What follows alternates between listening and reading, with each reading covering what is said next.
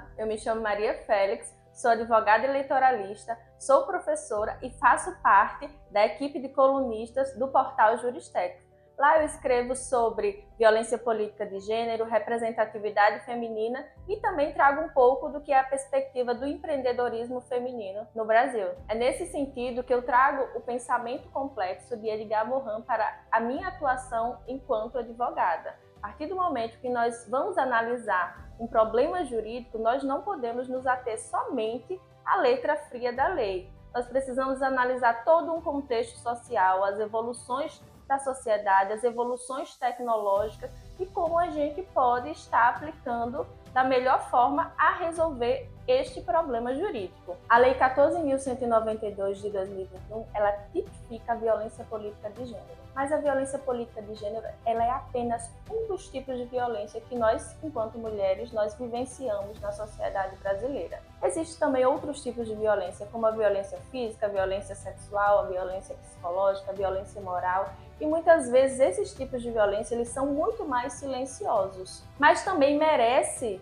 um olhar mais atento um tipo de violência que quase nunca se fala, a violência institucional. Muitas vezes nós estamos submetidos a esse tipo de violência dentro de algumas instituições, enquanto juristas, enquanto funcionários públicos, enquanto parlamentares, algumas mulheres passam por esse tipo de violência também. E é nesse contexto que a Lei Maria da Penha recentemente foi atualizada, inclusive para ampliar o seu alcance, não somente sendo destinada àqueles casos de violência que eram no contexto familiar, ou que existia um contexto amoroso, mas também pode ser um vizinho, um colega de trabalho, ou até mesmo um familiar que venha praticar violência contra esta mulher. E nesse contexto de violência que nós estamos inseridas, um dos tipos mais difíceis de provar socialmente é a violência psicológica e também a violência simbólica, além da violência institucional, porque muitas vezes esses tipos de violências, eles não são atos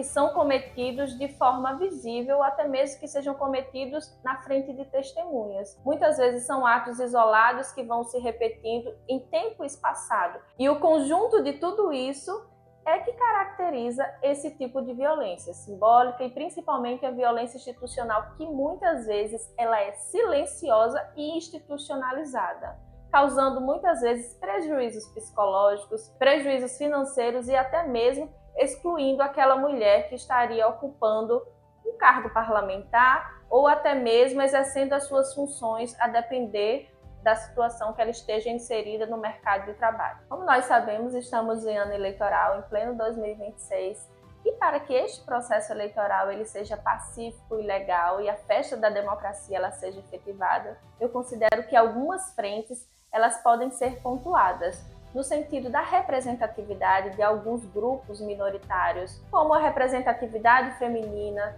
a cota voltada para a população indígena. Então, nesse processo eleitoral, é necessário que a representatividade dessas pessoas, sejam negras, sejam indígenas, sejam as mulheres, a comunidade LGBTQIA+, é preciso que toda essa população faça parte desse processo democrático, no sentido que a democracia ela pressupõe a pluralidade de pessoas e a pluralidade de pensamento. Além disso, a questão da transparência, que é voltada ao destinamento das verbas de campanha, o tempo de TV e rádio que é voltado para estas candidaturas, todo esse processo não se resume apenas a transparência da urna eletrônica ou do voto. Nesse sentido, a Justiça Eleitoral ela tem trabalhado para mostrar a efetividade do sistema de urnas eletrônicas. Além disso, mostrar também de forma transparente como se dá a segurança deste processo. E nesse contexto também existe uma outra dimensão, a dimensão da responsabilidade. Não somente a responsabilidade da justiça eleitoral, mas também do eleitor. Estamos em plena revolução tecnológica, com o surgimento das inteligências artificiais generativas, com a disseminação de deepfakes e desinformações das redes sociais sobre o processo eleitoral. Então é nesse sentido que o eleitor também tem que ser responsável por contribuir com o processo eleitoral, verificando a informação, se essa informação está correta, verificando nos sites oficiais e nas fontes oficiais e não disseminando desinformações ou deepfakes, de certa forma, a prejudicar o processo eleitoral. É nesse sentido que a reforma eleitoral que nós precisamos não deve ser uma reforma voltada à atualização de regras ou de normas ou de legislação. Deve ser uma reforma voltada ao fortalecimento da democracia. As candidaturas laranjas, ou as famosas candidaturas fictícias, elas colocam as mulheres em um patamar de extrema vulnerabilidade em pleno ano eleitoral.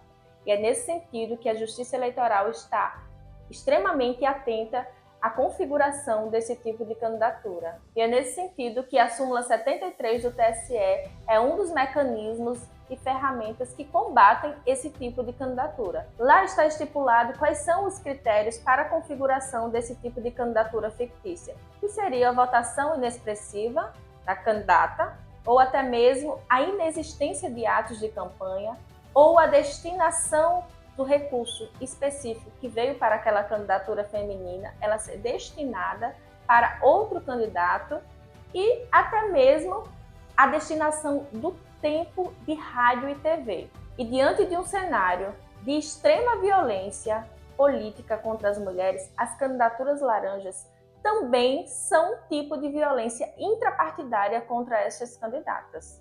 E é nesse sentido que precisam serem combatidas de forma externa, combatida também pela conscientização e pelo letramento político e o letramento de gênero para com estas mulheres. Em um cenário de subrepresentação feminina no contexto da política brasileira, o Brasil ele permanece abaixo da média regional na América Latina.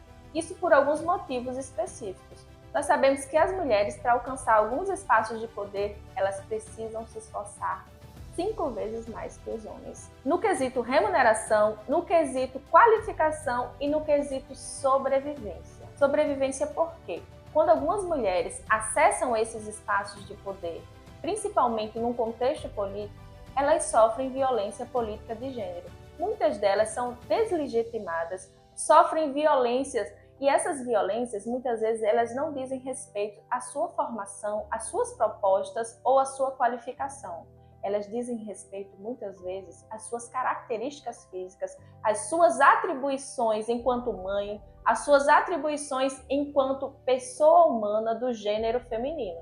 E é nesse contexto que a subrepresentação feminina, ela se caracteriza. Por quê? É nesse sentido que muitas mulheres elas se sentem desestimuladas a fazerem parte desse ambiente que foi projetado predominantemente para homens. A criação das cotas de gênero em 30% estipulados por lei não é suficiente para combater essa subrepresentatividade feminina. É preciso letramento de gênero e educação política para com os seus pares, no sentido de incentivar a participação política e também a permanência dessas mulheres nos espaços de poder de forma plena e efetiva.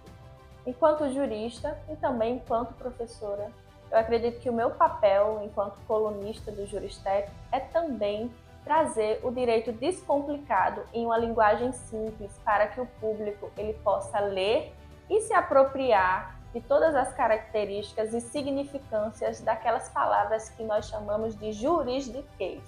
Não seria o meu papel enquanto professora, enquanto cidadã, transmitir essas informações jurídicas de forma que o público não entendesse. A gente sabe que ao longo da história, algumas mulheres pesquisadoras, escritoras, elas foram impedidas de expor suas ideias publicamente e foram criados alguns pseudônimos. Muitas vezes elas escreviam seus textos e alguns homens assumiam a sua autoria. E hoje, mais do que nunca, na condição de mulher, de advogada e de professora, eu acredito que a minha função social também é levar a educação jurídica, educação política em uma linguagem descomplicada. Eu quero agradecer a todos e a todas que acompanharam o nosso bate-papo até aqui e também quero pedir a vocês para seguirem o portal Juristec e também me sigam no meu Instagram para que vocês possam acompanhar todas as atualizações sobre esse processo eleitoral, o ano eleitoral e também se atualizarem mais sobre empreendedorismo feminino.